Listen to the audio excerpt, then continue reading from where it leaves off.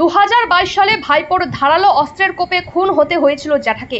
সেই ঘটনার আজ অভিযুক্তকে যাবজ্জীবন কারাদণ্ড ঘোষণা করল নদিয়ার রানাঘাট ফার্স্ট ট্র্যাক কোর্ট। অভিযুক্তর নাম বিজয় সরকার, অমৃত নিরঞ্জন সরকারের ভাইপো।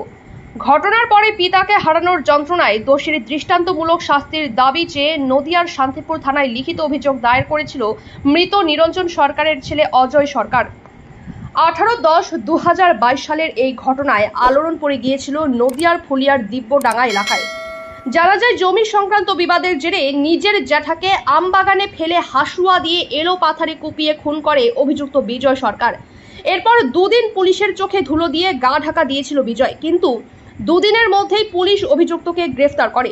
এরপর আন্ডার সেকশন 302 আইপিসি ধারায় মামলা রুজু হয়, আর সেই মামলার শুনানি হয় গতকাল।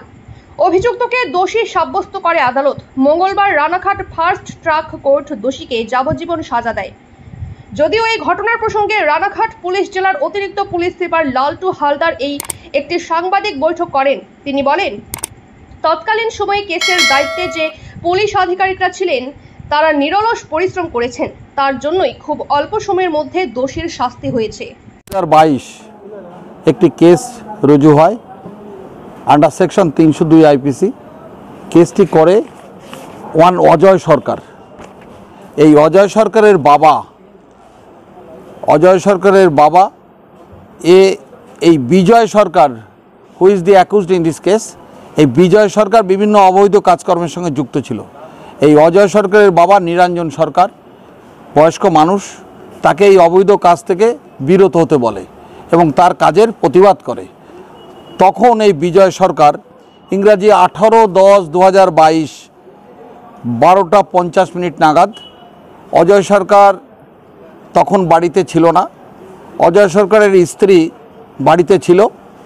তখন এই বিজয় সরকার একটা হাসুয়া নিয়ে গিয়ে এই নিরঞ্জন সরকারকে এলোপাথারি কোপাতে থাকে।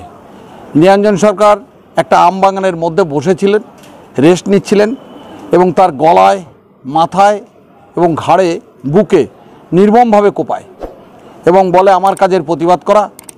বলাতে ওকে কোপানোর পরে এই নিরঞ্জন সরকার জায়গায় রক্তাক্ত জখম অবস্থায় পড়ে যায়।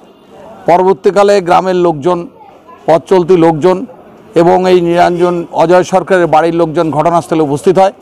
চিৎকার চেঁচামেচিতে তারা ওকে হসপিটালে নিয়ে যায়, শান্তিপুর হসপিটালে, এবং শান্তিপুর হাসপাতালে তার মৃত্যু হয়। একটা নির্মম অমানবিক মৃত্যু। একজন বয়স্ক লোক সমাজে থাকলে, সমাজে যদি কোনো তার রিলেটিভ যদি উশৃঙ্খল আচরণ করে, তাকে বিরত হতে বলে, এটা স্বাভাবিক নিয়মে। কিন্তু তার পরিণতি যে এত মর্মান্তিক এবং নির্মম হতে পারে, নৃশংসভাবে তাকে কুপিয়ে হত্যা করেছে তার অবৈধ কাজের প্রতিবাদ করার জন্যে। সেই কেস আমাদের লার্নেড এফটিসি কোর্টে বিচার হয়েছে। 18-10-2022 কেস খুব দ্রুত নিষ্পত্তি হয়েছে এবং এই কেসে কালকে কোর্ট এই বিজয় সরকারকে দোষী সাব্যস্ত করেছে। আজকে তার সেন্টেন্স হিয়ারিং হয়েছে এবং তাকে যাবজ্জীবন কারাদণ্ডে দণ্ডিত করেছে। FTC, learned FTC, Manodip Dasgupta. আমার নাম অপূর্ব কুমার ভদ্র। আমি additional PP, Ranaghat ADJ court, session court. যদি এখনও আমাদের খবরের দর্পণ চ্যানেলটি সাবস্ক্রাইব না করে থাকেন, তাহলে এখনই সাবস্ক্রাইব করুন, সঙ্গে বেল বাটনটি ক্লিক করুন আর পেয়ে যান সব খবরের দ্রুত ভিডিও আপডেট।